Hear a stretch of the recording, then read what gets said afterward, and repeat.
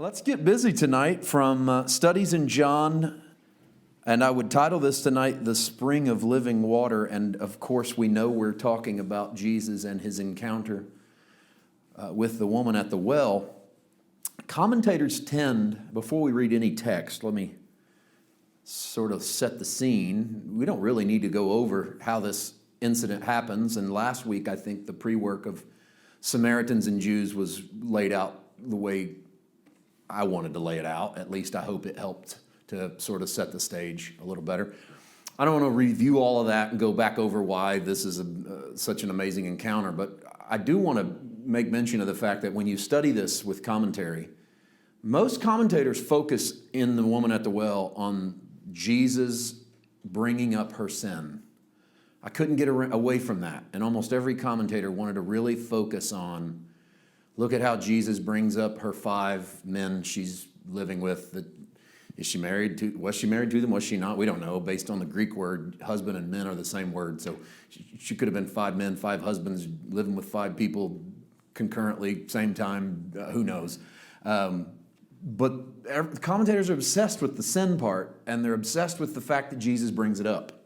So almost every commentator I would read would talk about how Jesus confronts her sin. Jesus exposes her sin. And I know where they're going with it, because that's the setup for this is proper exegetical New Testament ministry. Watch how Jesus does it. Sometimes this is how you've got to do it.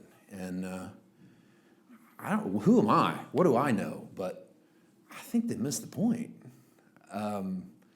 The confrontation with the woman at the well let me just say, I vehemently disagree that Jesus is confronting the woman about her sin. No, Jesus is confronting her emptiness and her loneliness, and he shows her why she's empty and lonely.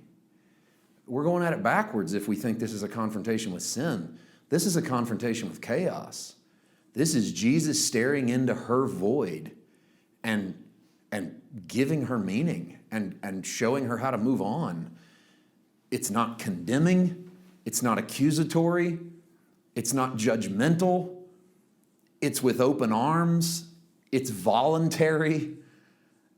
At worst, he gets her to face her reality. At best, he gives her a reason why she's in that reality. And I just think we're tripping before we ever get started if we go into this lesson, this chapter, convinced that we have found a moment of Jesus exposing sin in someone, and we glaze right past the fact of how the confrontation begins in the first place and why it ever takes place. And that, to me, is worth studying. And so just disclaimer, I won't tonight steer this, although we will end at her sin. I'm not steering this towards how you should deal with people and expose their failure. I want to steer this towards what I think is a legitimate confrontation on the part of Jesus with the emptiness and the chaos and the void that so many people bring to the Lord. And maybe they don't even realize how empty they are. And maybe we can help with that in someone's life as well. So let's read some text. John chapter 4. And let's begin in verse number 6. Now Jacob's well was there. Jesus, therefore, being wearied from his journey, sat thus by the well. And it was about the 6th hour. It's an important piece of information in that text we'll bring out in a moment. A woman of Samaria came to draw water. Jesus said to her, "Give me a drink." For his disciples had gone away into the city to buy food. Then the woman of Samaria said to him, "How is it that you, being a Jew, ask a drink from me, a Samaritan woman? For Jews have no dealings with Samaritans." A couple things I want you to see right out of the gate about this passage. Jesus is tired. Jesus asked for help. These are simple. There's nothing brainy here. But man, we can fly right past this. In our quest for the divine Jesus, we miss the human Jesus. And in our quest for the divine and overlooking the human, it's easy to overlook stuff like Jesus was tired. And go, why was he tired? Well, he was human. He was tired. But Jesus is exhausted to the point that he takes a break, middle of the day, Samaritan city, speaking to a woman unmarried. We could go through the whole list, the litany of things that is socially or religiously unacceptable about what he is doing. And yet he feels like ministry is rest. And that strikes me as being one of the most important aspects of this lesson, because he's going to feed as he feeds her. And there's something to be said for finding your way through ministry, even in exhaustion, viewing ministry as rest. But then also, Jesus asked for help. And I'm struck by the fact that most of us only seek help upward. We don't seek help downward. So if you think you need help in an area, you go find someone smarter than you or wealthier than you or more plugged in than you. You don't go down the social ladder to get help. So you don't say, boy, I need some help. I could use some financial assistance. I think I'll go down to the street corner to the guy holding the cardboard sign and see if he can slip me some money. You know, that doesn't make any sense. You're barking up the wrong tree. Or that's a stupid example. I know, I'm overdoing it. So let's be less obvious. We don't go to people who we think should be looking up to us for advice. That one works, okay? We go to people whom we do look up to, or who it's socially acceptable to look up to. They're older than us, they're more experienced than us, they've been around the block a time or two, and we think, well, they won't look down on me for asking for help, but we're not going to go down to ask for help. If we ever need to learn anything about our Lord in this passage, learn that he gets tired, and when he gets tired, he figures the best way to get out of being tired is maybe to rest in his Father and see what Dad would have him do. There's a good place to start. And then we also learn that Jesus wasn't so lofty in his own identity that he was incapable of asking for help from somebody beneath his station. He asks for help from a woman who's a Samaritan whom he doesn't know. And all three of those are socially unacceptable. And he does it. And he doesn't flaunt it, but John 4 kind of flaunts it for him. I mean, we're talking about it 2,000 years later of the man who takes time out to go down the social ladder for advice. If it tells me anything, it's maybe recognize your own place in the world and steer yourself with some humility. Because there may be somebody in your circle who can help you, whom doesn't qualify to help you by the metrics of the world. So listen, you might have an opportunity to learn something from someone, forgive the description, I don't have a better one, from someone who is your inferior. Okay? Maybe they're not. Of course, they're not your inferior in the eyes of God, but in the social stratus, they're your inferior. And you say, I can't learn anything from them. Or if I do, I'll look weak or I'll look ignorant. And I'm always impressed by how Jesus never worries about looking weak. He has this on me, and he has it on most of us. He never worries about his perception. He's frequently takes help from people whom nobody else would take help from, eats with those whom nobody else would bother to eat with, and loves on those whom nobody else would touch. I mean, I'm always blown away by Jesus touching lepers. One Wikipedia search of leprosy, you'll find out you're not supposed to do that. You don't have to be a doctor to realize this airborne illness of which you don't make skin-to-skin contact. And yet, Jesus seems like he goes out of his way hugging lepers. Like, get in here. And I wondered for so long, why is he doing this? Is he showing off? Or maybe he knows that if you're a leper, you haven't touched another human being in so long, and there's nothing like human contact, and so he gives you what you need more than you even need healed. So he just touches you. That's special.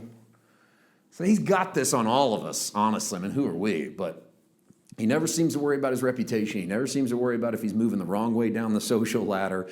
He doesn't worry about populating his little inner circle with wealthy men and men of fame and men of influence and men of power. In fact, when he gets around men of power, he tends to close his mouth, not because he's intimidated or ashamed, but because it's as if he knows his kingdom has no room for them.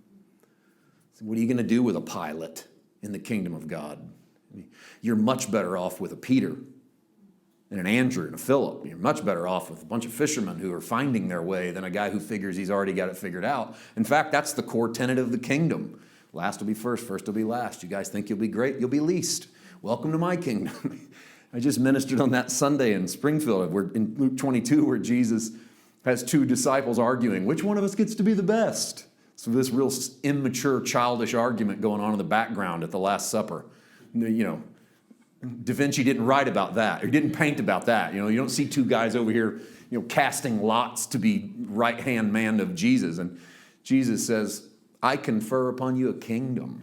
And he says, in my kingdom, the man at the table, there's a man at the table and there's a man that's serving. The man that's greater is the man at the table, and the man that's lesser is the man that's serving. In my kingdom, I'm the man that's serving tables. He goes, you sure you want to be a part of my kingdom? That's Jesus at the woman at the well. That's the best way I know how to describe him. He's here. He doesn't just talk the kingdom, he walks the kingdom. He lives the kingdom. Don't be afraid to take a break. Don't be afraid to rest in the midst of your efforts. It's the antithesis of the modern business model. Take a break. He takes a break in the middle of the day. He goes, I'm going to take a break from my labors. I'm going to ask for help from someone that should not be able to give me help. And I really do think that could be the whole lesson tonight.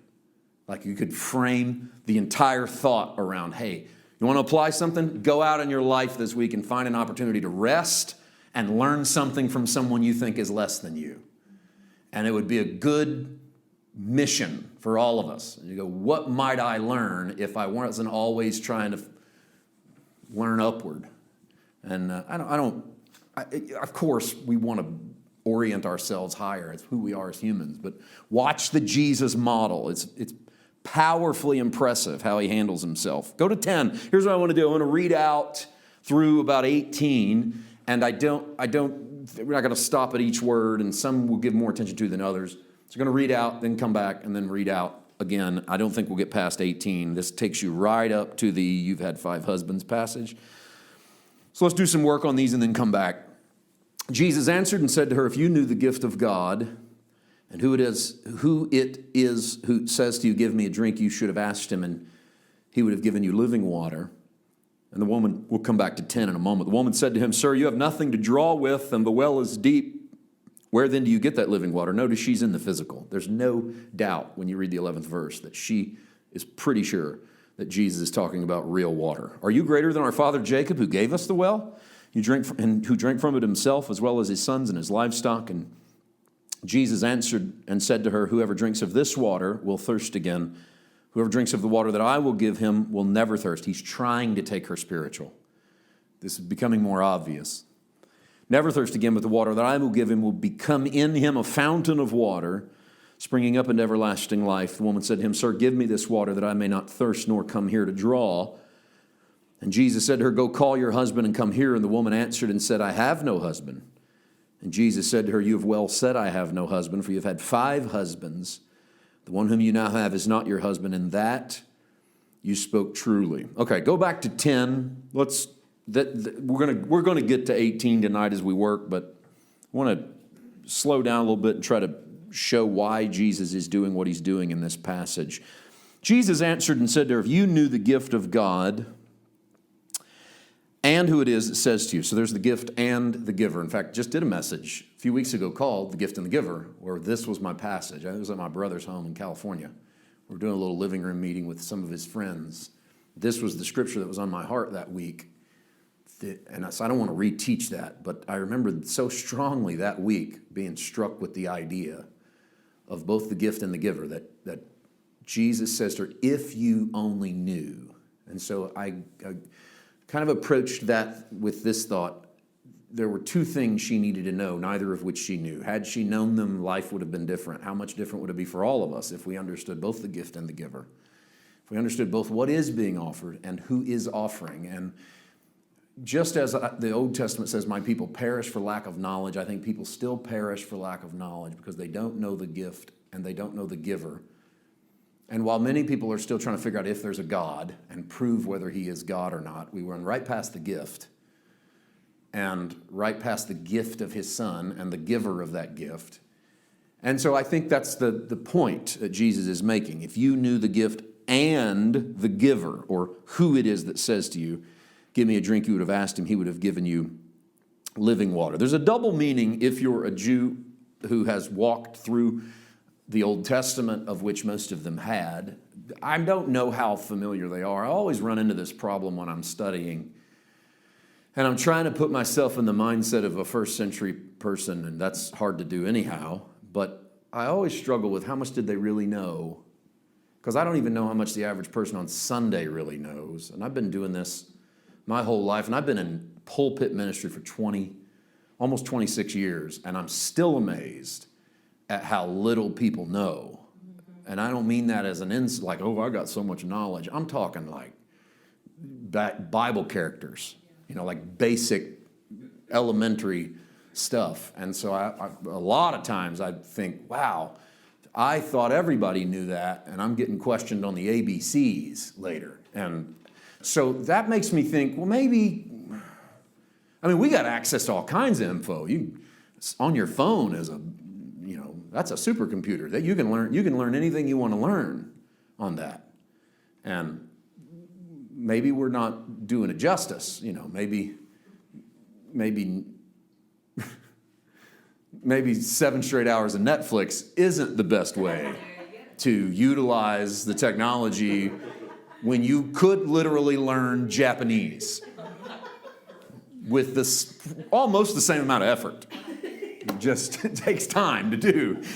And so that, short of a soapbox, that's all I'll say about that. And I think that, so I'm always amazed. I go, well, I don't know how much people know. They should know at least the basics. So I try to think, well, how much did somebody know in Jesus' day? They don't have a supercomputer in there. They don't even have a copy of the Torah at their house. They go to the synagogue and hear it sang out loud and spoken out loud, and they probably can't even read it themselves. If you were to hand them a copy, they don't necessarily have the ability to read it. Their tradition's very oral. Okay, ours is very written, the written word. Theirs is very oral, much passed down. You listen to grandpa, you listen to dad, you listen to the rabbi. You talk in the streets, the marketplace. The Greek culture was very much an auditory learning culture, and it had been for 500 years. You've had all these great Greek philosophers standing on the street corners proclaiming things, and people listened. And it is a scientific or psychological fact, is probably the better way to say it, that how we grow to learn, we get better at how it is presented to us. So you and I in our culture are very visual learners. We forget almost everything we hear. We remember more if we read it. We remember even more if we write it down. Their culture couldn't read or write, but they forgot almost nothing they heard. Why? Well, because that's the only way they knew to do it. You adjust, in other words, to how you learn to do it. So I want to give her the benefit of the doubt. I said all of that for this reason. I want to give her the benefit of the doubt.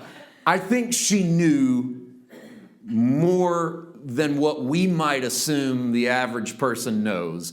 This is why, and I probably should have said this early in the John series, because I do this every week. Every week I'm going, here's what a Jew would have known based on the Old Testament. And I get struck as I go back and listen to these and go, would they have known that? I don't know. Most of us don't know that. We have access to the same material.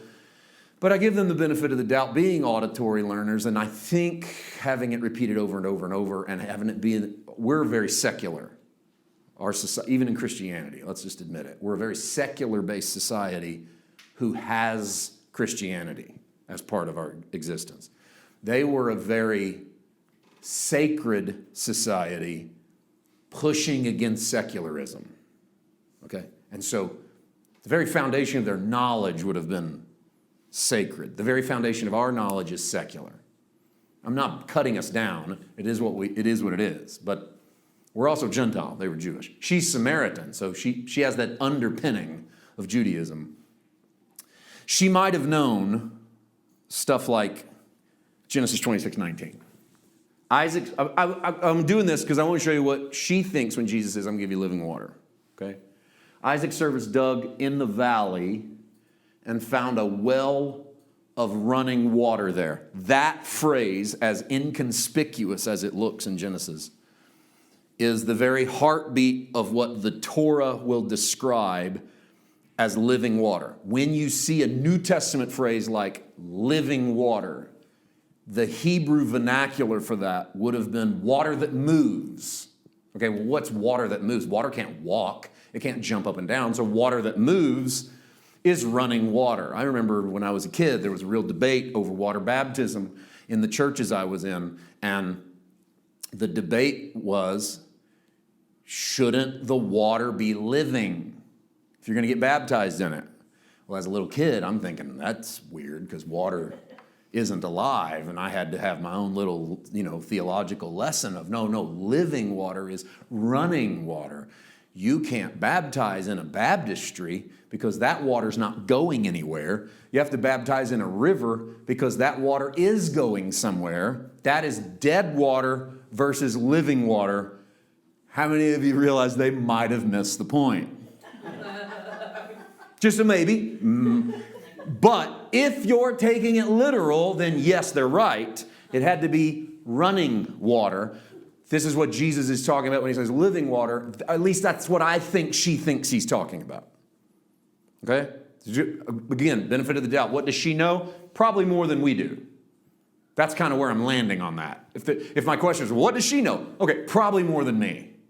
Probably more than you. What she gets instantly is, he's going to give me living water. Well, that has something to do with water that moves. That sounds very much like Isaac's well. She's sitting at Jacob's well. If you know genealogy at all, that's in the family. And she goes, okay, that's the source of what we have. God gave us running water. Or this. Here's another one from the Torah. Leviticus 14:6. As for the living bird, and we're jumping midstream, pardon the pun, on this. You got that. Midstream on this sacrifice, but you'll get it. As for the living bird, take it, the cedar wood and the scarlet and the hyssop, and dip them and the living bird in the blood of the bird that was killed over the running water. Boy, that would be, PETA would have a fit over that. So again, aside from the fact that you killed a bird, you took the living bird and dipped it in the blood of the dead bird. I mean, this is rough, but I wanted you to see all that. I really honestly forgot that verse was so violent, but I remember to the very end is what I want you to see. The blood of the bird that was killed over what? Running water. And so there again, the Hebrew idea is that the water is running or the water is moving. And this might be what is in her mind whenever she hears Jesus refer to, I will give you living water. And so for her, that means this is a water that moves. But there's a double meaning to living water in the Old Testament. That's one. That's the thought of life-giving. But there's also God as the source of your life. Here's probably the Old Testament's most famous moment for this. Jeremiah 2:13. God's talking, and he says, my people have committed two evils.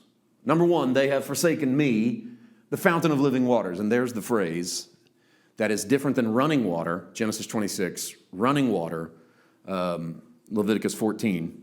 This is living water, double meaning, because this is metaphorical. We're not at Isaac's well, and we're not dipping a bird in water. But we know Jesus isn't water, I'm ahead of myself. God, not Jesus. God isn't saying, I'm water. No, they've forsaken me, the fountain of this, metaphorical. What's the second problem? They've hewn themselves cisterns, broken cisterns that can hold no water. Don't think of a cistern like a pot. If you do, then you're missing the point of the metaphor and you're misappropriating the metaphor because that would be portable. That's not what God's talking about. This is not trying to carry the presence of God. A cistern was, in this sense, a reservoir that did not contain running water. It contained dead water, to use my own term, and it was handmade, most of the time out of stone, mortar to hold the stone together, and because of the lack of technological engineering, it's not going to hold water very well. It's also going to pick up the qualities of whatever holds it. So if it's a concrete wouldn't be right. If it's stone, let's say it that way, and it's covered in pitch or mud or dried clay, mortar of some sort, whatever the water touches, it picks up the quality of that mortar. So if it's going to get dirty fast, and so there's a lot of cleaning that had to come from water that was held in cisterns. God says you've really done two things wrong. First of all, you've forsaken me. I'm the fountain of living water. I literally provide for you life. This is God's way, if I can say that. And I think we can. If this is God's way of referencing his own ability to bring water out of the rock, say in the Old Testament, where Israel goes into the wilderness and they complain because they're thirsty, and God says to Moses, smite the rock. So Moses hits the rock and water comes out. Moses is blown away. Israel is not as impressed as Moses is, because Israel only sees the water. Moses sees the cleft. It's a good thought there. Consider that in Psalms, David says, Moses knew God's ways, Israel knew God's acts. Maybe what that is saying is that Israel knew what God acted like, but Moses knew why God acted that way. So Israel saw water. Moses saw God hit a rock.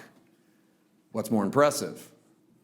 Seeing God hit a rock. I mean, water's water, but Moses was sold. Moses is so sold because he's the guy that sees where it comes from. You could also say I'm on a tangent here. I'm just kind of chasing a rabbit. So let me get him. You could say that the Old Testament is, in some ways, is a reflection. Some parts are a reflection of how Israel saw God's acts, and some parts are a reflection of how Moses saw God's ways. And there's a difference, and I think maybe that comes out sometime in the story. That's a side thought. That's me trying to answer a question before it's asked.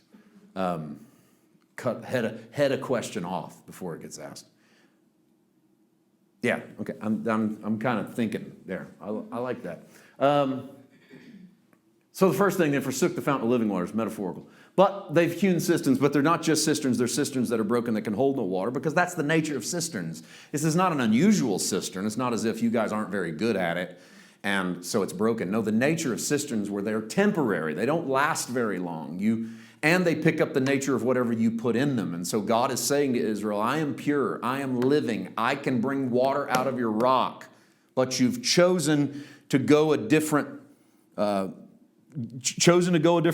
One scholar I read after said there was an innumerable number of cisterns have been unearthed, archaeological digs have unearthed. They used the word innumerable. I thought that was possibly a stretch, but maybe not. Maybe we're finding these piles of rocks all the time underground in Galilee going, what was that for? They go, well, that's probably a cistern, a reservoir, because you don't have running water and you don't have a way to keep this stuff. And so you're building cisterns every day to try to store water, and then you got to boil it and clean it up. And God, way back in Jeremiah, is going, in the realm of the Spirit, you forsook me, the guy that could bring you everything from the inside, and you've went out trying to collect it from everywhere else. And it's not coincidental that Jesus drops this on this woman, because what has she been doing with her life? We don't know yet. We're cheating because we're sneaking ahead. But he knows, and she knows, that she's dug out cisterns over and over and over again to provide for her own security. And they're all broken. And he's going to identify them in a minute as 5 men. And he's not throwing a stone at her. He's trying to show her the problem with the faultiness of her trying to fill the void.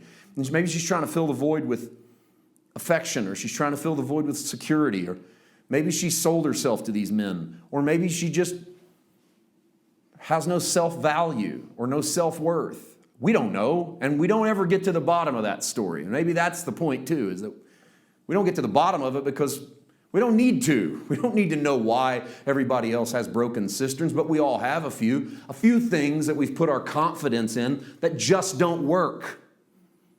And we put our confidence in our youth, and that didn't last very long. Or we put our confidence in our looks, and that lasted Didn't even last as long as our youth sometime.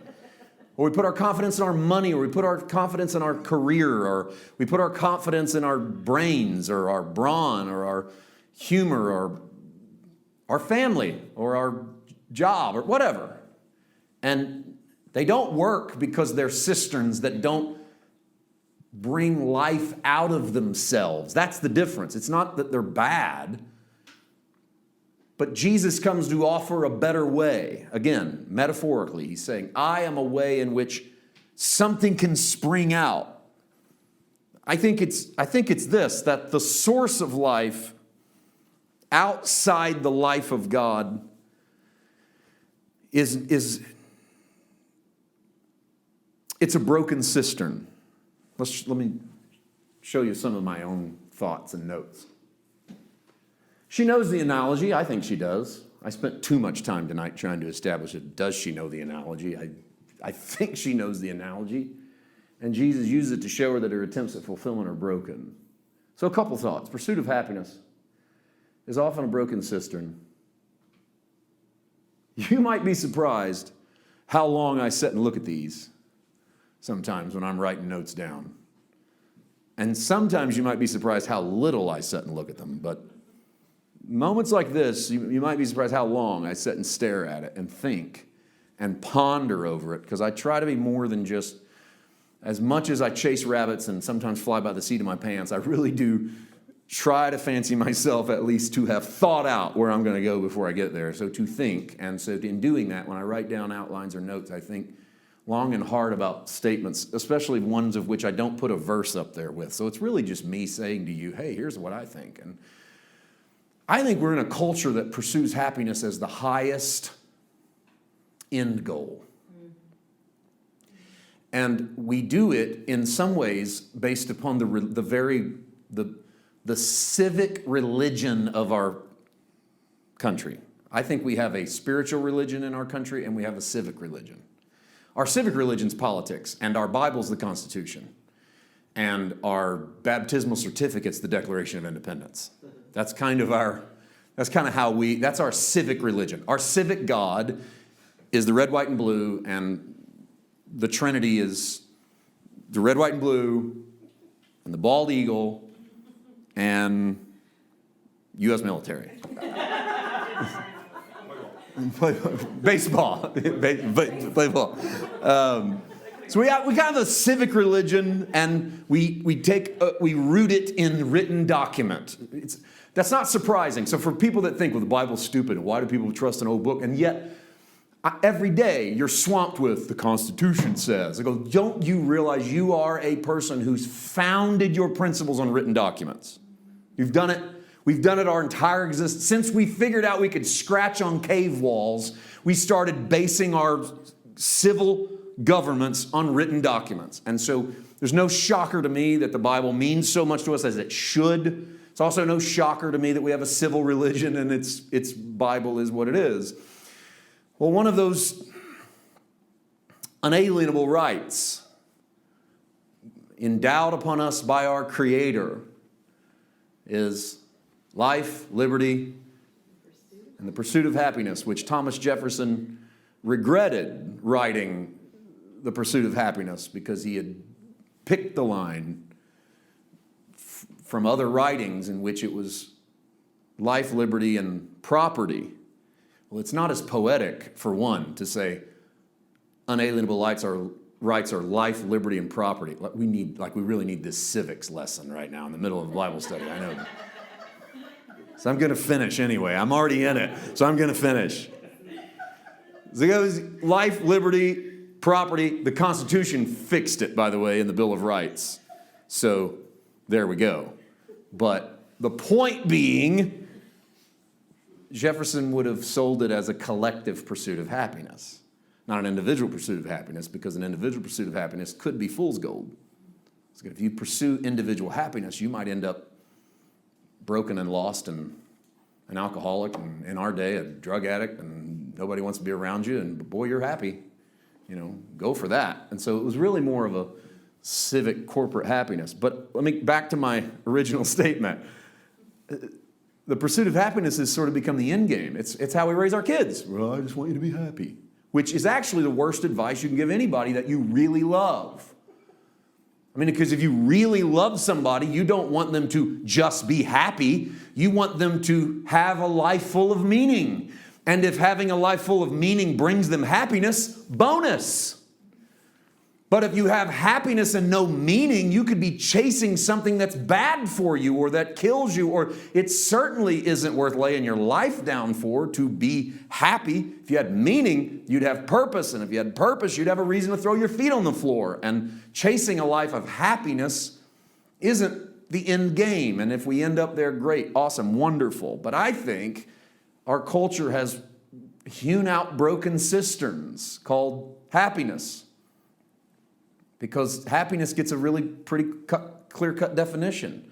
It's like, I want to make this much, and I want to marry this kind of person, and I want to live in this kind of house, and I want to drive that kind of car, and I want to have that kind of job, and I want to live on this side of town. And if I could get all of that stuff, I'd be happy. And all of us know better, because we all tell that person, well, none of that stuff will make you happy. And yet we're the ones that told them, go out, I just want you to be happy. Well, what's that mean? I want you to go get all the stuff you want. Well, I thought you said none of that makes me happy. No, well, it doesn't make them happy, but honey, it'll make you happy. And I don't think we realize sometimes what we're replacing, and it's been there all along. Christ says to the woman, I could give you something you don't have. You've had 5 husbands and you're looking for something you can't find.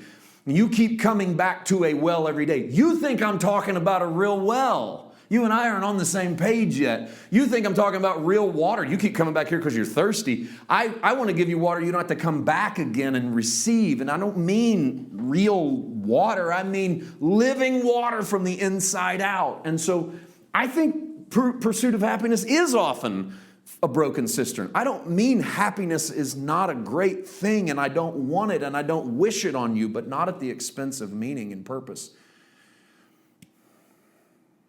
Why can't some people find happiness? I think maybe we're putting the cart before the horse. So why can't you find happiness? Well, maybe happiness is supposed to be the end result of a life spent with something to do instead of just a life spent. And so you need something to do and a reason to do it. And how many of you realize if you have a reason, something to do and a reason to do it, none of the other stuff in life matters anymore. That's when the other stuff starts to mean less. I don't have to have that anymore. Why? Because I do what I love, and I love what I do, and I have a reason to breathe, and a reason to get out of bed in the morning. And it's not to get to Friday to get a check. And the check's great. The check's kind of like the happiness if, well, you'd quit if they didn't give you a check. But in some cases, in something, I'm not even talking about a job. I'm talking about that which brings you meaning, and you wouldn't quit that even if they didn't give you a check. So I get to do what brings me meaning, and some weeks there's hardly a check. You keep doing where the source of your life is. And if you haven't found that, and I'm talking to a lot of people out there, then that's how you should spend the rest of your life. Is finding it. And start by meeting the fountain of living water. Because that's what Jesus tries to get her to do. Like, aren't you tired of the other stuff? I could give you water you wouldn't have to do. So start by finding your rest in who he is and letting him become your life. Man, I've slowed way down. You probably already peeked ahead and saw my other little gem of wisdom. Ignorance is a hindrance to understanding. I sat and looked at this for a long time because I believe it. And I wanted to bring it out right using this story. Ignorance is a hindrance to understanding, but it's not a hindrance to his compassion. What I mean by that is she's ignorant. She's not stupid. But there's a lot she doesn't know. She doesn't know the gift or the giver. And because she doesn't know the gift or the giver, she doesn't understand that he's sitting in front of her, and man, her life could change forever right now, and she doesn't get that. And I've seen a lot of people that because of their ignorance of both the gift and the giver, they don't have understanding of the love of God. They don't have understanding of their own identity. I walk into places all the time, and this is the number one thing, is they don't know who they are. And And so because they don't know who they are, they don't know what they have, and because they don't know what they have, they don't know what they're doing, and because they don't know what they're doing, they don't know where they're going, and because they don't know where they're going, they're miserable. Do you see where this is going? And you got to deal with that, and you got to deal with half of it in reverse, because all they do is walk up to you, talk about where they're going. And I get destination questions from people all the time that don't know themselves. I'm getting destination questions from you. You don't even know who you are.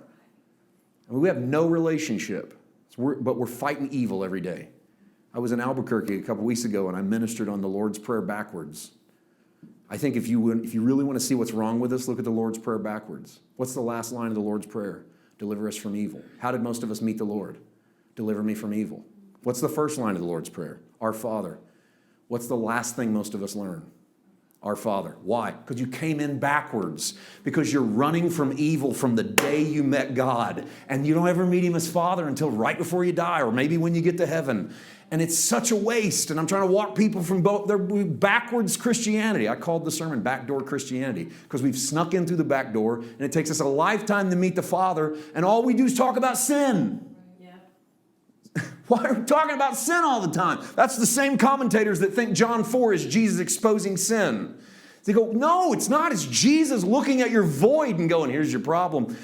Your sin's the last thing we'll get to. I want to talk to you first and foremost about what you could have and who you are. And we won't get to this till next week, but she pushes back against it with religion. Because she goes, well, you guys say we ought to worship in that mountain, and we think we ought to worship, which is so bizarre and off the wall and an attempt at spiritualism that is absurd. But there's something Jesus does with that. But our ignorance stops our understanding, but it doesn't stop Him from loving us, and it doesn't stop Him from being good to us, and it doesn't stop His compassion. And so that causes me to slow down in those meetings and go, before you get up here and get all ticked off at what people haven't learned, and you're going to start chucking a sledgehammer in at everybody's religion, because that's easy to do. How many of you know it's fun and easy to knock an old house down? And it's slow and hard, and you got to know what you're doing to build a new one. And it's easy to get in the pulpit and swing a sledgehammer, and it's boring to swing a framing hammer. And when I came into Grace, I had a lot of fun, because I went after everything I disagreed with and everything I used to believe, and you could mock it, and you could make fun of it, and you could just beat the house down with a sledgehammer. And then you realize that sledgehammers kill people. You know, it's hard to kill a guy with a framing hammer, but it's easy to hurt somebody badly with a sledgehammer. Just keep swinging it indeterminately. And so you got to slow down then and go, okay, ignorance is not a hindrance to His compassion, so slow down. Remember, you got 2 ears and 1 mouth. Start listening twice as much as you talk. Pay attention. Learn something from people you think can't teach you anything. These are all good John 4 lessons. Listen up, because they got something to tell you. And if you don't hear them, you'll never learn from them. And if you don't learn from them, what in the world are you doing in their life? And what are you doing trying to speak into their life? What right do we have? All right, John 4:10.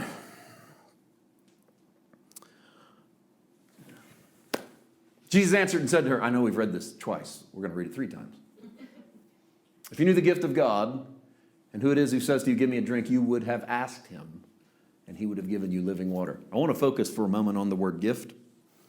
My next screen, I think I even got it there in the Greek. Dorea. Dorea means literally gift, or that which has been gifted to you. I wanted you to see something here. Token usage in the Gospels, Matthew, Mark, Luke, John. This is the only place, well, John's the only place where this shows up. Matthew, Mark, Luke never talk about Dorea, the gift, and you would think that would be a common theme. And the only reason you would think that, remember what I told you way back, like lesson 2 or 3, I don't know, maybe even the opening night. I think John is post-Paul. Post AD 70, and I told you that you will find ribbons of Paul. Remember this statement I made? There'll be a little ribbon of Paul snaking its way through the book of John that without Paul you wouldn't catch, but with Paul you're going to think it's just common in the days of Jesus, because I think John is writing what he writes as a result of having heard Paul's gospel, and here's one of those ribbons. No other gospel speaks of the Dorea. Paul's influence is evident in the book of John because Paul had mastered the usage of Dorea. And his disciple, Luke, let's make sure we know that. Not insulting anyone's intelligence, by the way, but I do know that in Bible study, sometimes you got to just slow down, say stuff you think everybody knows. So I'm going to slow down, say something I think everybody probably knows, but if you don't, here's a little nugget for you. Luke is a student of the Apostle Paul. He travels with Paul. Midstream through the book of Acts, it starts going from Paul did to we did, right? Smack dab in the middle of Acts. And the reason for that is that Luke is telling a story he was not a part of. And then once he's a part of it, he starts throwing in we. And so he says things and does things about Paul that no other writer does. And it's interesting that in the book of Acts, Luke, who's writing it down, starts using the word Dorea. Where does he get it? Well, I think he gets it from his mentor. Paul says this, Romans 5:17. Watch this. If by one man's offense death reigned through the one, much more. We all know this verse. Much more those who receive abundance of grace and of the Dorea, the gift, that which has been gifted to you, is righteousness and it reigns in life through the one Jesus Christ. Paul, I don't want to say makes that word up, but Paul decides to use it. Nobody else is using it. Paul views what's been given to you by Christ as a gift. When John retells the Jesus story in the gospel, lo and behold, he uses a Pauline phrase, and he has it coming out of the lips of Jesus. So I think here's evidence to me of the infiltration of Paul's version of the gospel into the book of John. Here's a couple more. Look at this one. 2 Corinthians 9:15. Thanks be to God for his indescribable gift. That's Dorea. By the way, 2 Corinthians 9, this is the last verse of 2 Corinthians 9. How many of you know what 2 Corinthians 9 is about? Just off the top of your head. Anybody? It's a giving chapter. It's where Paul decides to tell you how you should give, not of compulsion, not of necessity, but of your heart. God loves a cheerful giver, and then churches take up offerings and everybody laughs, and it's fake because they're not really excited, but they're told to be excited, so they are excited, and they all cheer because they're really pumped to give their tithe.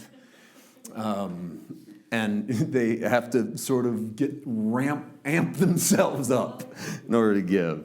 So I encourage you to go reread the 9th chapter of 2 Corinthians, and you'll find none of that falsehood. You'll find Paul going, if it blesses you, you should give, and if you can't give and love it, don't give it all. And he says, you make it possible for us to keep doing what we're doing. And then he gets to the end and he goes, I thank God for the indescribable gift. And I honestly think Paul is saying, I thank God for the indescribable gifting of your money into our ministry. And he goes, it's indescribable how God has gifted me and gifted you, and your abundance makes up for our lack. And when we have abundance, we make up for your lack. And he calls that an indescribable gift. One more, Ephesians 4:7. But to each one of us grace was given according to the measure of Christ's Dorea. Paul steps it up a level and says the gift is Christ's gift to you. And it is what? Grace. And it is the gift. You could even say it's not just that grace is the gift, but the gift is Christ. Either way, what we have seen is Paul's version of the epistle, of the gospel. I think being filtered through the writing of John out of the lips of Jesus. Don't take that to mean Jesus didn't say it. Take it to mean that John, with a fresh revelation of how Paul says it, recalls incidents in the life and ministry of Jesus. And as John retells it, that's how he hears Jesus telling it. But it's interesting to me that Matthew, Mark, Luke don't hear Jesus saying it that way. Well, they don't even have the John 4 story, but that's just another example of how that sort of comes through Jesus. All right, John 4, let's do 15, 16, 17, 18, and we'll bring it home. A woman said to him, Sir, give me this water that I might not thirst, nor come here to draw. She's still in the natural. Jesus said to her, go call your husband, come here. Now, why does he do this? This is where I want to end. Why does he do this? What's the point? He doesn't open with this. He doesn't say, hey, sinner, you living with 5 guys you're not married to, you need Get saved. He starts using our vernacular. You ever wondered why they don't say the stuff that we say all the time? Like, why does Jesus never say to someone, you want to get saved? Why don't any time in the New Testament doesn't the Apostle Paul like go to Ephesus and go, and I want all of you that want to get saved to bow your head and close your eyes. Raise your hand and repeat after me. And if you guys want to get saved? I know I sound like I'm making fun. Well, you know my heart. I am kind of making fun of myself because I've been there, just done all that stuff, didn't even think about it. So why doesn't Jesus do that? I don't know why he doesn't say it the way we say it, but what I do know is he doesn't open with, hey, you got 5 guys you've been living with. Yeah. 5 divorces. I don't know if they're men or husbands. That word's ambiguous in the Greek. So it's hard to say. Does Jesus say, you have 5 guys you've been living with, or you have 5 guys you've slept with, or is he saying you have 5 ex-husbands? We don't know. What we do know is that she's guilty. That's evident of something. And what I think the something is she's been trying to find hope with broken cisterns. That's the whole point of the message that Jesus is saying there. It's not working, is it? It's not working. And so I think in part he's bringing her back to the spiritual, because she's still locked in this physical. I want some of that water. And Jesus is going, whoa, I'm going to have to step it up, because she doesn't realize I'm not talking about natural water. I'm talking about spiritual water. I think the reason he brings up the 5 men and the woman answers that I don't have a husband. Give me the next. Jesus said, you've well said I don't have a husband, for you have had 5. The one whom you now have is not your husband. In that you have spoken truly. I think the reason that he does this is to show her spiritual emptiness, because she's still thinking she's physically thirsty. And Jesus wants you to know, no, you're not just physically thirsty. You're spiritually thirsty. The reason why you're doing a lot of what you're doing is that you're empty inside. And I'm not here to condemn you for your emptiness. I'm here to fill your emptiness. I'm not here to show you another path. I'm here to show you the only path, the one you missed. Her pushback, and this is where we'll get to next week, her pushback will be religion. And it's the pushback of almost every person you introduce to the fullness of God. She immediately goes, well, should we worship? Should we worship on that mountain? You say that? And she tries to take him off path. And Jesus will do a masterful job of pulling her back on path. What I want to do next week is I want to go off path with her. And I want to look at Mount Gerizim, the holy mountain of Samaria. And I want to show you that it's not the first time the Bible talks about it. And she definitely knows that one. We won't need to spend 10 minutes on figuring out what she knew. She knew it for sure, and it's the only reason she brings it up. And Jesus is not going to be diverted. Temporarily, he will. He'll go down that road with her for a moment and bring her back. And what a difference it's going to make, because the woman's going to leave her water pot. It's the whole reason she came to the well for the water pot. She's going to leave the water pot and go back to her house. Come see a man who told me everything I ever did. Is it an exaggeration? Absolutely. He didn't tell her everything she ever did. But when you finally fill someone's emptiness, you became the whole world to them. And that's her point. And that's the book of John's point. Is that, yes, don't get caught up in he didn't tell her everything. Yeah, he kind of did. He's like the guy that told me recently, you may not be able to change the world, but you changed the whole world for me. And I thought, now that's the way to say it. Because you may not do much else, honestly, but if you did a lot right there. And that's enough for all of us to find meaning and move forward. All right, let's pray. Father, I thank you for tonight in this word, and I thank you for the spring of living water and what you have shown me in this. I want to just say thank you for 2 things. I want to thank you for what you showed me as I was preparing this, and I want to thank you for what you showed me as I was delivering it, because you brought a lot of stuff to me tonight that I'm thankful for and that I feel might have helped to stay true to the spirit of the story. It might have helped fill some void. And we thank you for that. Let's let that work go on. Teach us how to let that work go on. Teach us where in our lives we've got broken cisterns that we could let go of and what that looks like. In Jesus' name, amen.